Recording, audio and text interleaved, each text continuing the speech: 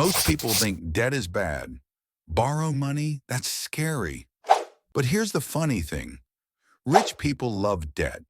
They use it like a secret tool to get even richer. Huh? How? Let's break it down. How most people use debt.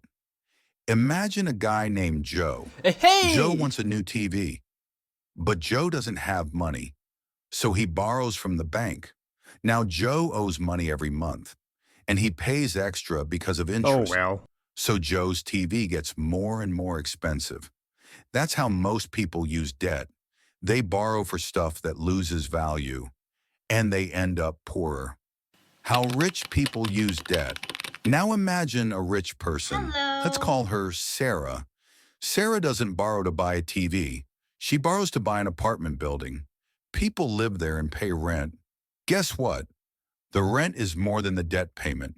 So Sarah uses the rent money to pay the bank and still keeps extra cash every month. The debt is paying itself. And when the building goes up in value, Sarah becomes even richer. The big secret. So here's the secret. Poor people use debt to buy things that make them poorer. Rich people use debt to buy things that make them richer. One buys toys, the other buys assets. That's the difference. What you can learn. You don't need to be a millionaire to use this idea. Start small. Borrowing for school, a business, or something that helps you earn more can be smart debt. Borrowing for shoes or gadgets you don't need, that's bad debt. The rule is simple. If debt makes you money, it's good. If debt costs you money, it's bad.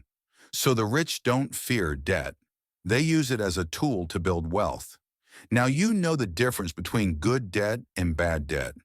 If this video made money feel easier, hit like, subscribe, and tell me in the comments. Do you think you would use debt to get richer?